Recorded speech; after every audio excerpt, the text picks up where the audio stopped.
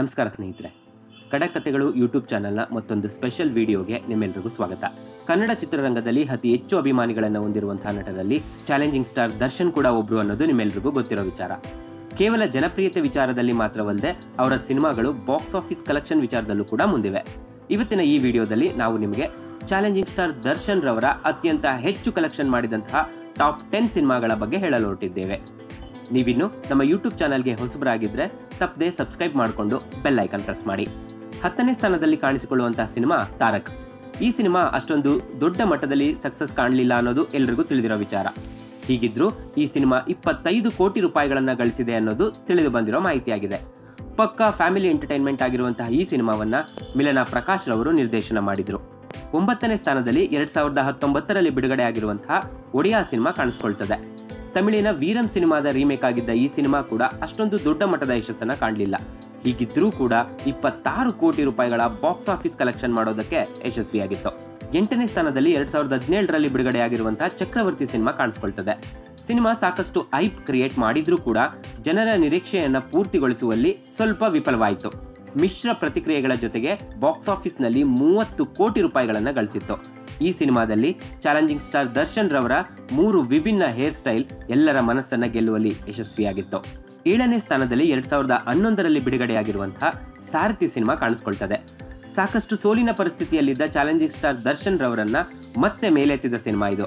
ದಿನಕರ್ ತೂಗುದೀಪ್ ನಿರ್ದೇಶನದಲ್ಲಿ ಮೂಡಿ ಬಂದಿರುವಂತಹ ಈ ಸಿನಿಮಾ ಬಾಕ್ಸ್ ಆಫೀಸ್ನಲ್ಲಿ 33 ಕೋಟಿ ರೂಪಾಯಿ ಕಲೆಕ್ಷನ್ ಮಾಡುವ ಮೂಲಕ ಸೂಪರ್ ಹಿಟ್ ಪಟ್ಟವನ್ನು ಪಡೆದುಕೊಂಡಿತ್ತು. 2013ರಲ್ಲಿ ಬಿಡುಗಡೆಯಾಗಿರುವಂತಹ ಬುಲ್ಬುಲ್ ಸಿನಿಮಾ ಕೂಡ ಚಾಲೆಂಜಿಂಗ್ ಸ್ಟಾರ್ ದರ್ಶನ್ ರವರ ಸಿನಿಮಾ ಜೀವನದ ಮತ್ತೊಂದು ಸೂಪರ್ ಹಿಟ್ ಸಿನಿಮಾ ಆಗಿದೆ. ಈ ಸಿನಿಮಾದಲ್ಲಿ ರೆಬೆಲ್ ಸ್ಟಾರ್ ಅಂಬರೀಶ್ ರವರು ಕೂಡ ಪ್ರಮುಖ ಪಾತ್ರದಲ್ಲಿ ಕಾಣಿಸಿಕೊಂಡಿದ್ರು ಹಾಗೂ ಡಿಂಪಲ್ ಕ್ವೀನ್ ರಚಿತಾ ರಾಮ್ ರವರ ಮೊದಲ ಸಿನಿಮಾ ಆಗಿತ್ತು. 10 ಕೋಟಿ ರೂಪಾಯಿಗಳ ಆಸುಪಾಸಿನ ಬಜೆಟ್ನಲ್ಲಿ ಮೂಡಿ ಬಂದ ಈ ಸಿನಿಮಾ 36 ಕೋಟಿ ರೂಪಾಯಿ ಕಲೆಕ್ಷನ್ ಮಾಡಿತ್ತು. 5ನೇ ಸ್ಥಾನದಲ್ಲಿ ಕ್ರಾಂತಿವೀರ ಸಂಗೊಳ್ಳಿ ರಾಯಣ್ಣ ಸಿನಿಮಾ ಕಾಣಿಸಿಕೊಳ್ತದೆ. ಕರ್ನಾಟಕದ ಸ್ವಾತಂತ್ರ್ಯ ವೀರನ ಜೀವನ ಚರಿತ್ರೆಯನ್ನ ಈ ಸಿನಿಮಾದ ಮೂಲಕ ಹೇಳಲಾಗಿದೆ. 2012ರಲ್ಲಿ ಬಿಡುಗಡೆಯಾಗಿದ್ದ ಈ ಸಿನಿಮಾವನ್ನ ಪ್ರತಿಯೊಬ್ಬ ಕನ್ನಡ ಸಿನಿಮಾ ಪ್ರೇಕ್ಷಕ ಕೂಡ ಮೆಚ್ಚಿದ್ದ. ಬ್ಲಾಕ್ ಬಸ್ಟರ್ ಫಲಿತಾಂಶವನ್ನು ಕಂಡಿರುವಂತಹ ಈ ಸಿನಿಮಾ ಬಾಕ್ಸ್ ಆಫೀಸ್ನಲ್ಲಿ 42 ಕೋಟಿ ರೂಪಾಯಿಗಳನ್ನ ಕಲೆಕ್ಷನ್ ಮಾಡಿದೆ. 4ನೇ ಸ್ಥಾನದಲ್ಲಿ ಸಾಕಷ್ಟು ವರ್ಷಗಳ ನಂತರ ಚಾಲೆಂಜಿಂಗ್ ಸ್ಟಾರ್ ದರ್ಶನ್ ಹಾಗೂ ರಚಿತಾ ರಾಮ್ ರವರ ಜೊತೆಯಾಗಿ ನಟಿಸಿದ್ದ ಕ್ರಾಂತಿ ಸಿನಿಮಾ ಕಾಣಿಸಿಕೊಳ್ತದೆ. ಇದೇ ವರ್ಷ ಬಿಡುಗಡೆಯಾಗಿರುವಂತಹ ಈ ಸಿನಿಮಾವನ್ನ ವಿ ಹರಿಕೃಷ್ಣ ನಿರ್ದೇಶನ ಮಾಡಿದ್ರು.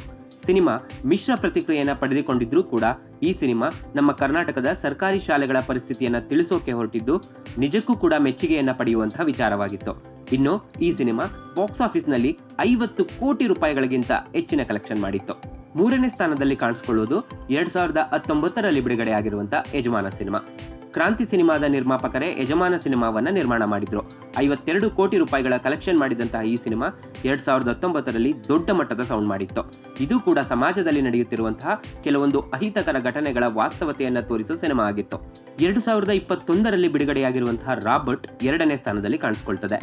ಚೌಕಾ ಸಿನಿಮಾದ ರಾಬರ್ಟ್ ಎನ್ನುವ ಪಾತ್ರದಿಂದ ಪ್ರಾರಂಭವಾದ ಐಡಿಯಾ ರಾಬರ್ಟ್ ಎನ್ನುವಂತಹ ಸಿನಿಮಾ ನಿರ್ಮಾಣ ಆಗುವುದಕ್ಕೆ ಕಾರಣವಾಯಿತು.